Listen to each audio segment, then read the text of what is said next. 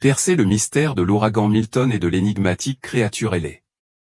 Bonjour à tous et merci de vous joindre à nous aujourd'hui.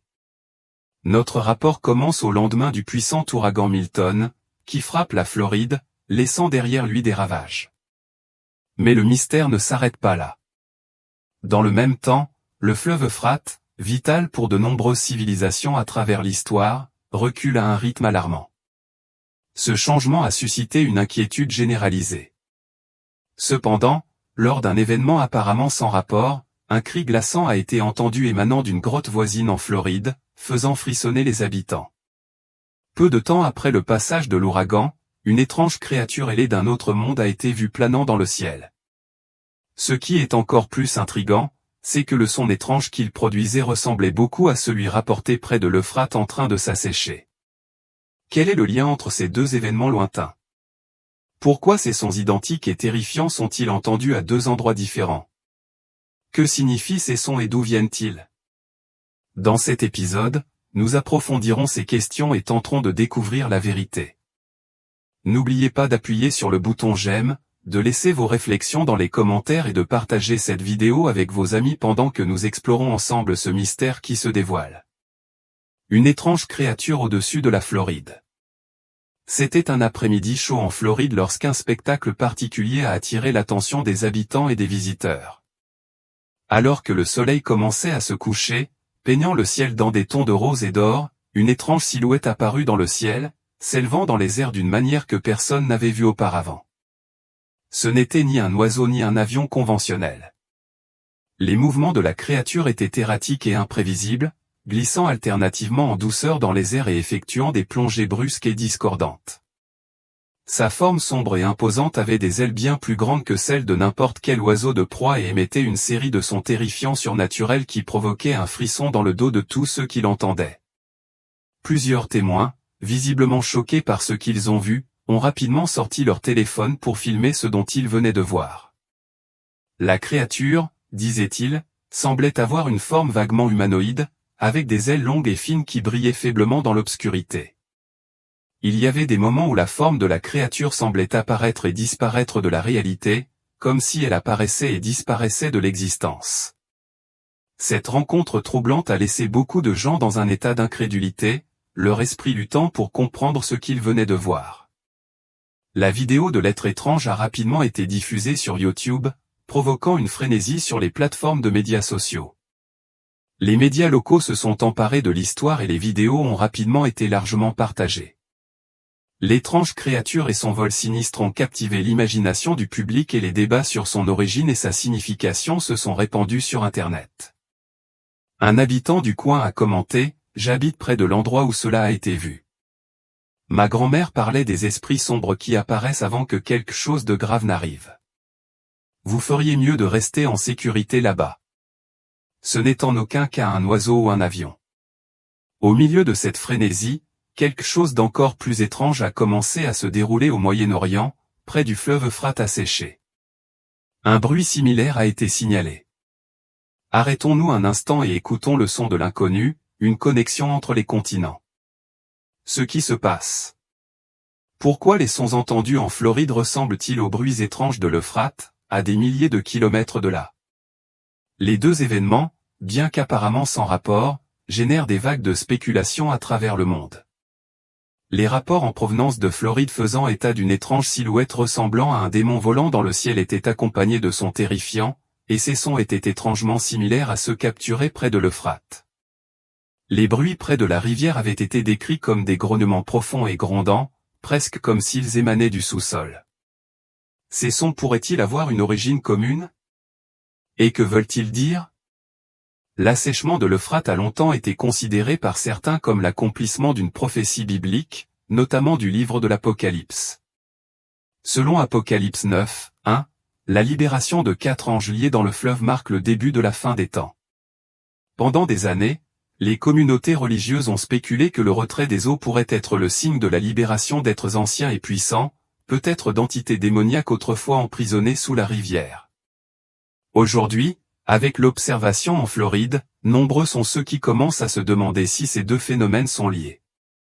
La créature ailée aperçue dans le ciel de Floride pourrait-elle être un de ces êtres anciens libérés de leur longue captivité, un démon libéré?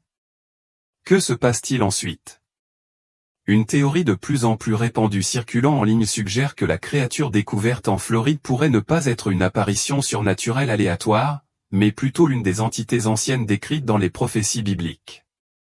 À mesure que l'Euphrate s'assèche, certains pensent que les anciens sceaux qui maintenaient ces êtres emprisonnés commencent à s'affaiblir, leur permettant de s'échapper et de faire à nouveau des ravages. Les bruits étranges signalés en Floride et près de l'Euphrate n'ont fait qu'approfondir cette théorie.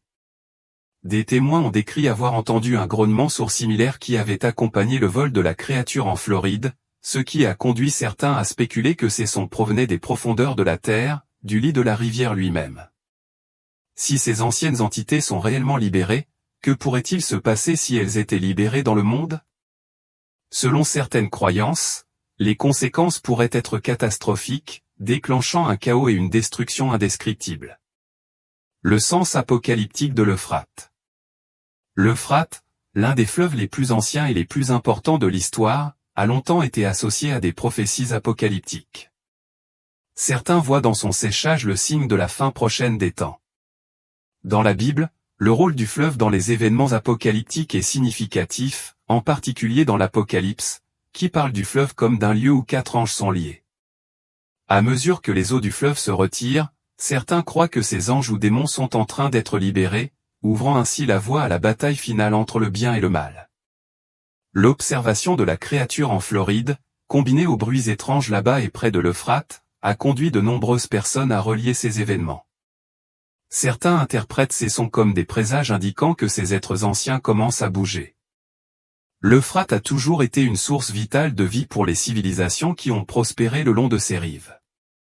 Dans les temps modernes, la rivière a été confrontée à de sévères baisses de niveau d'eau, révélant des ruines antiques et même une grotte où certains pensent que ces entités démoniaques auraient pu être emprisonnées pendant des siècles.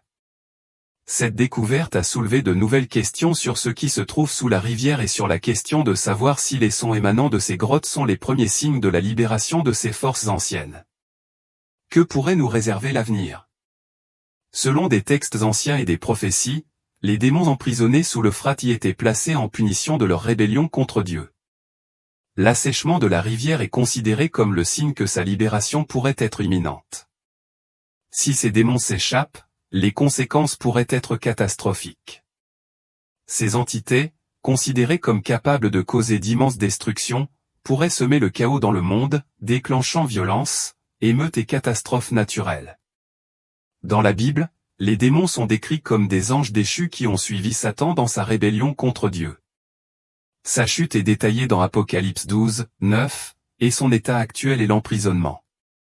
S'ils étaient libérés, ils pourraient avoir des effets dévastateurs sur l'humanité, sapant la paix et semant le chaos à travers le monde.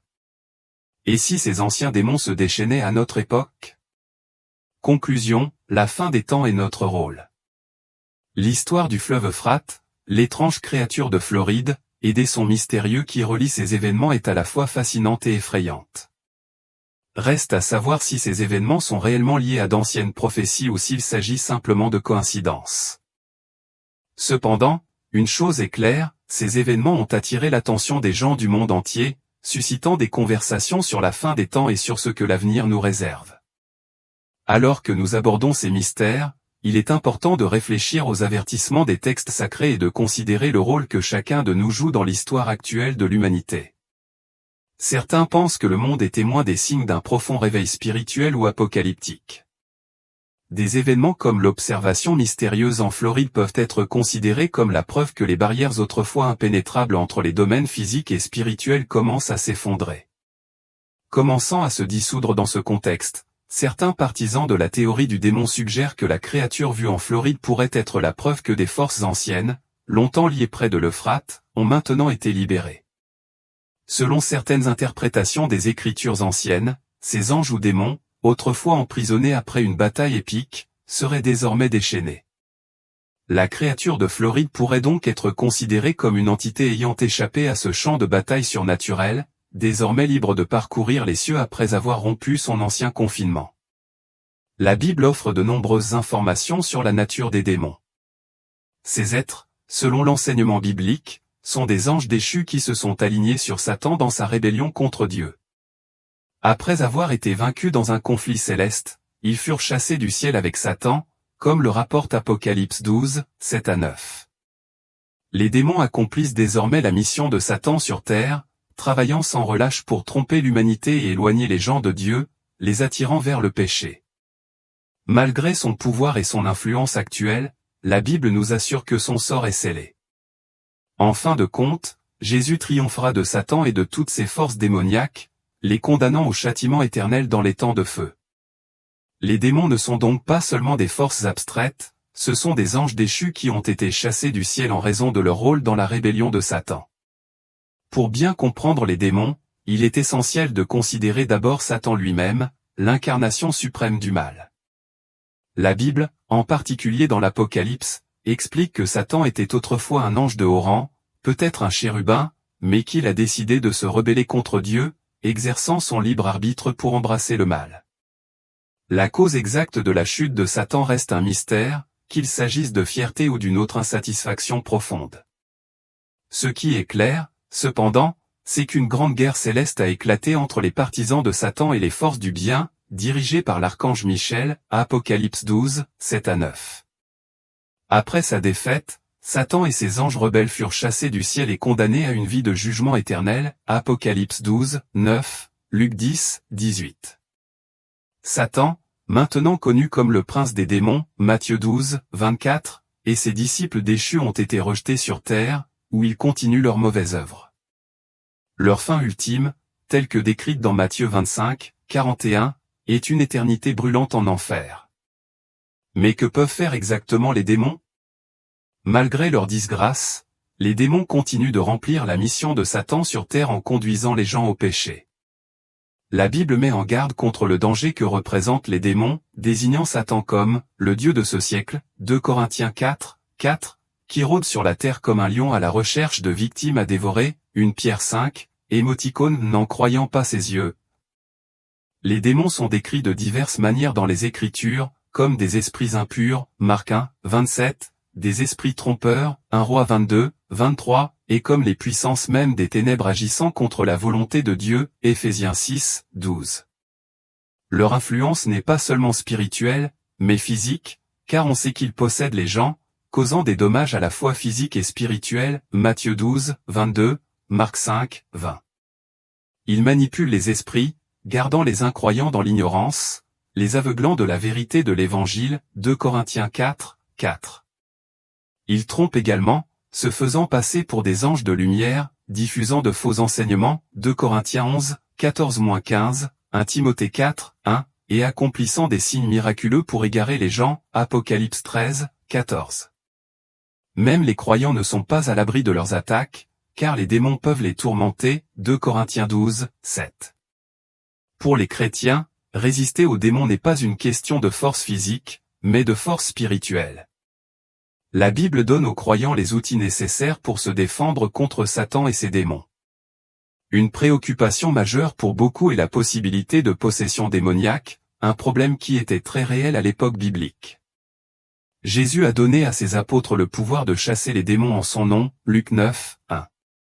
Bien que certaines traditions chrétiennes soutiennent que la possession est encore possible aujourd'hui, d'autres croient que les vrais chrétiens, habités par le Saint-Esprit, sont protégés de la possession, 2 Corinthiens 12, 2. Quelle que soit la position de chacun sur la possession, la Bible offre aux chrétiens un chemin clair pour résister à Satan et à ses forces, en vivant dans l'obéissance aux Écritures, Jacques 4, 7, Luc 10, 17, en assurant aux chrétiens que lorsqu'ils se soumettent à Dieu et résistent au mal, il fuira. Un moyen puissant de résister à Satan est de revêtir l'armure complète de Dieu, comme décrit dans Éphésiens 6, novembre 2018. Cette armure est composée de plusieurs pièces, chacune représentant un aspect crucial de la défense spirituelle. La ceinture de vérité, Éphésiens 6, 14, aide les croyants à résister fermement aux mensonges, puisque la parole de Dieu est la vérité, Jean 17, 17.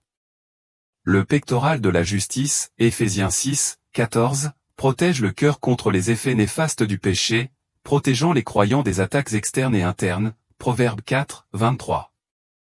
L'évangile de paix, Éphésiens 6, 15, encourage les croyants à pratiquer le pardon et à déposer leur fardeau aux pieds du Christ, favorisant ainsi la paix même dans des circonstances difficiles, Philippiens 4, 6.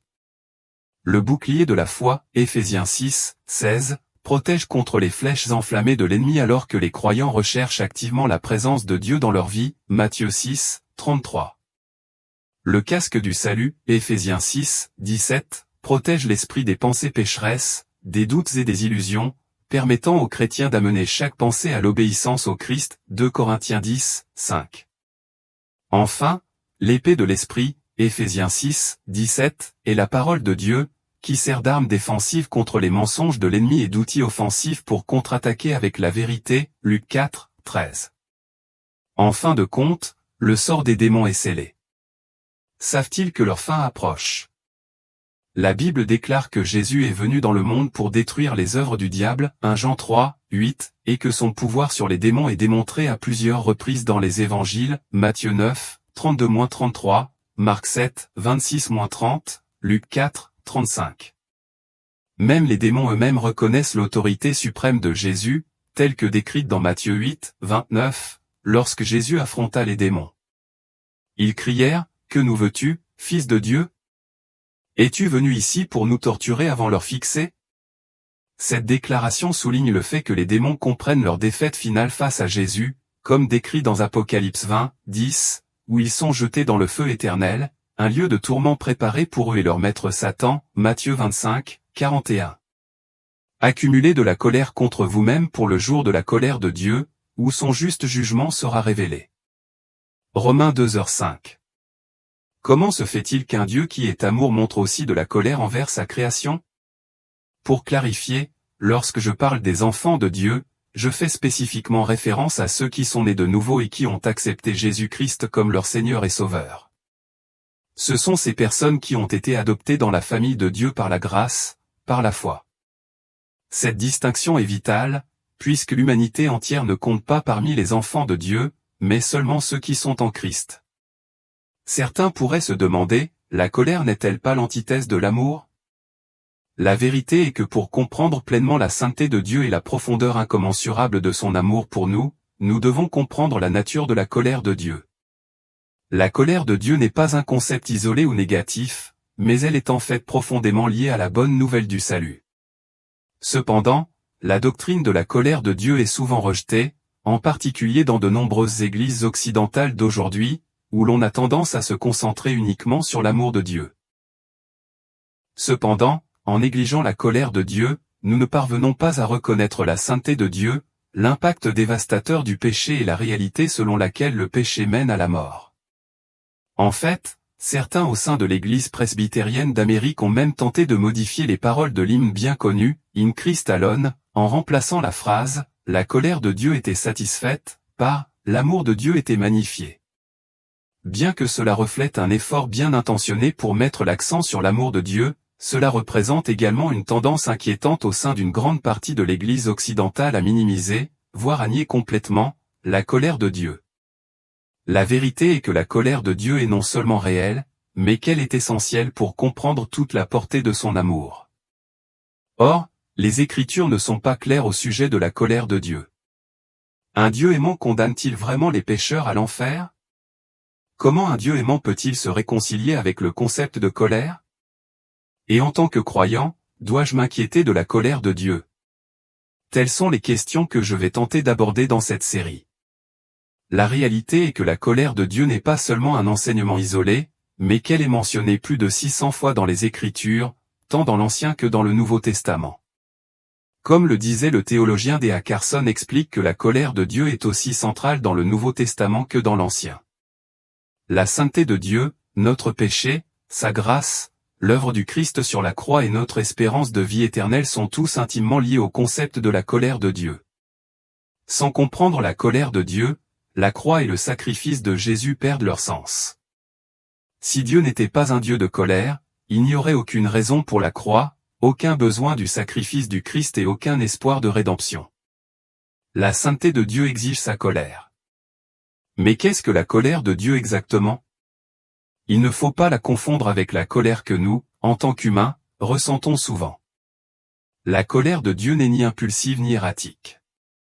Ce n'est pas comme nos propres explosions émotionnelles. La colère de Dieu est plutôt une réponse délibérée et déterminée au péché et au mal. Sa colère est directement liée à sa sainteté. Dans sa perfection, Dieu ne peut tolérer le péché, l'idolâtrie, la rébellion ou les forces du mal qui cherchent à saper son autorité. Comme le disait le D.A.D. Carson dans une interview sur la colère de Dieu, ce n'est pas une émotion capricieuse ou capricieuse, mais un jugement juste et approprié, toujours mesuré. La colère de Dieu n'est donc pas une réaction née d'une fureur incontrôlée. Il s'agit plutôt d'une réponse juste et déterminée à tous ceux qui le déshonorent. C'est la conséquence nécessaire de sa nature parfaite. Si Dieu ne juge pas le péché, ce serait échouer à défendre sa sainteté, comme le souligne à juste titre John Piper. Dieu a un amour infini pour ce qui a une valeur infinie et une haine infinie, sa colère, pour ce à quoi il s'oppose à ce qui a une valeur infinie. L'amour de Dieu pour sa création est illimité. Il l'a qualifié de bon lorsqu'il l'a créé et en apprécie profondément chaque partie. Mais tout comme un père éprouverait une colère intense contre quiconque blesse son enfant, la colère de Dieu s'élève contre tout ce qui menace ses enfants, sa création et sa sainteté. Son amour le force à se mettre en colère contre le mal. Aimer sans colère s'apparenterait à l'indifférence ou à l'apathie, et l'amour de Dieu est loin d'être indifférent. La colère de Dieu n'est jamais quelque chose qui plaît à Dieu, comme Jésus l'a démontré lorsqu'il a pleuré sur Jérusalem, sachant qu'il ferait face aux conséquences du jugement de Dieu. La colère de Dieu n'est pas quelque chose que Dieu aime. Au contraire, il désire que personne ne périsse, mais que tous parviennent à la repentance, 2 Pierre 3, 9. Et, tout comme dans le cas de Jérusalem, la colère de Dieu se manifeste souvent par un retrait progressif de sa protection et de sa présence, une réalité terrifiante qui est souvent cachée à ceux qui en font l'expérience. Nous pouvons croire que la colère de Dieu est réservée uniquement aux incroyants, mais est-ce vrai? En tant que croyants, nous devons être attentifs à la façon dont la colère de Dieu peut affecter nos propres vies, particulièrement en ce qui concerne notre compréhension du péché et de la repentance. Dans les prochains articles, j'approfondirai les Écritures qui décrivent la colère de Dieu et examinerai comment elle nous aide à mieux comprendre la signification de la croix et notre besoin de repentance. En fin de compte, l'amour et la colère de Dieu ne sont pas incompatibles. Une pleine compréhension de l'amour et de la sainteté de Dieu exige que nous apprécions également sa colère. L'amour de Dieu n'est pas une affirmation aveugle. C'est un amour saint qui fait face au mal et cherche à racheter tout ce qui est perdu. Et même si sa colère est une réponse nécessaire au péché, elle est toujours contrebalancée par sa miséricorde, sa patience et son désir de se repentir. Dans mon prochain article, j'explorerai davantage la doctrine de la colère de Dieu et la façon dont l'amour de Dieu et la colère de Dieu sont profondément liés dans le récit de la rédemption. Pour bien comprendre la croix, nous devons comprendre à la fois l'amour et la colère de Dieu.